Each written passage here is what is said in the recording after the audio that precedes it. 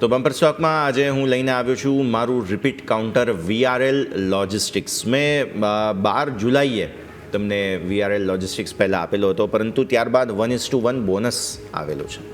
એટલે એ જે તમે લાલ નિશાન, આ by the way weekly charts છે, સાપ્તાહિક ચાર્ટ્સ, અને જે લાલ કેન્ડલ સતત જુઓ છો ને એ જુલાઈમાં બોનસ પછીની ઘટાડાની કેન્ડલ જુઓ છો. એટલે આજે હવે ફરી એકવાર એડજસ્ટેડ ભાવ સાથે હું તમારા પાસે લઈને આવ્યો છું, કારણ કે નીચે જે બ્લેક લાઇન જુઓ છો ને ત્યાંથી 2, 3, 4 વખત સપોર્ટ લીધા છે, અને આ વખતે ફરી એકવાર ત્યાં આગળ સુપર ટ્રેન્ડ આવી ગયો. 200 દિવસની એક્સપોનેન્શિયલ મૂવિંગ એવરેજ સાપ્તાહિક ધોરણે આવે છે, એટલે સપોર્ટ સારા છે જેને આપણે પકડીને ચાલીએ. તો VRL લોજિસ્ટિક્સ અત્યારે ફિલહાલ તમે ખરીદી શકો છો.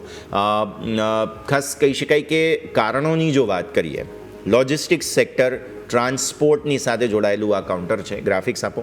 વેચાણ વૃદ્ધિમાં સુધારાની શક્યતા છે. આમનો સેલ્સ ગ્રોથ પાછલા થોડા સમયથી સારો નથી રહ્યો. ટેકનિકલી સપોર્ટ લેવાની કોશિશ કરી રહ્યો છે, જેમ મેં તમને ચાર્ટ્સ બતાવ્યા. પ્લસ GST ઘટ્યા, તેને કારણે લોજિસ્ટિક્સ ટ્રાન્સપોર્ટ સેક્ટરને બહુ લાભ મળી શકે છે. આ પહેલાં પણ તમને ખ્યાલ હોય તો ગુરુવારે પણ મેં આવી જ એક કંપની પસંદ કરેલી હતી. તો મને VRL લોજિસ્ટિક્સ અત્યારે પસંદ આવી રહ્યો છે, સારા ભાવે મળી રહ્યો છે, વેલ્યુએશન પણ સારા છે. લોંગ ટર્મ માટે તમે ખરીદી શકો. ઓલરેડી એક પહેલું હર્ડલ 323 રૂપિયાનું છે, એટલે કે નજીકના ભવિષ્યનો ટાર્ગેટ કંઈક જો 270 આસપાસથી તમે ગણો તો એ થાય છે. 270થી પછી આગળ 400 સુધીના સારા ટાર્ગેટ્સ પણ જે ઓલરેડી 52 વીક હાઈ છે તે પણ બની શકે છે. એટલે મારા મત પ્રમાણે અત્યારે VRL લોજિસ્ટિક્સ અને લોજિસ્ટિક્સ સાથે જોડાયેલી કંપનીઓ પર ફોકસ રાખીએ. 259નો જે નીચે બ્લેક લાઇન આપણે સાપ્તાહિક ધોરણે જોઈ, તે એક સરસ સપોર્ટ બની રહ્યો છે. રિસ્ક રિવોર્ડ ફેવરેબલ છે.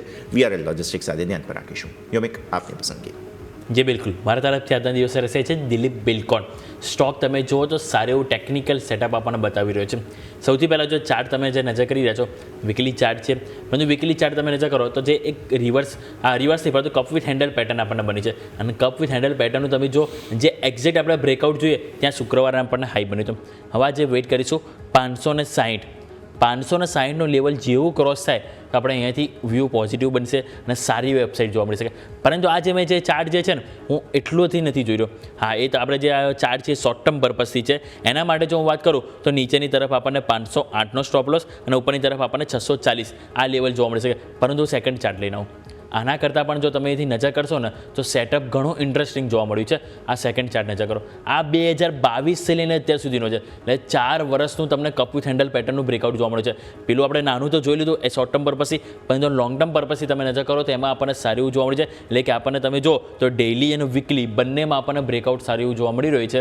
તો આની જો વાત કરીએ તો લોંગ ટર્મ પર્પઝથી આપણને 700 રૂપિયાના ટાર્ગેટ, જે સૌથી ઉપરની જે મેં લાઇન ડ્રો કરી છે કે જ્યાંથી આ ઘટાડો આવ્યો હતો, 700 રૂપિયાનું ટાર્ગેટ, અને એના માટે આપણે સ્ટોપ લોસ રાખીશું 460 રૂપિયા. એટલે 2 થઈ ગયા. શોર્ટ ટર્મ માટે આપણે 640નો ટાર્ગેટ, 508નો સ્ટોપ લોસ, અને લોંગ ટર્મ માટે આપણે 700 રૂપિયાનો ટાર્ગેટ અને નીચે 460નો આપણે સ્ટોપ લોસ તરીકે ફોકસ કરીશું. એટલે આજના દિવસે મારા તરફથી રહેશે છે દિલીપ બિલ્ડકોન.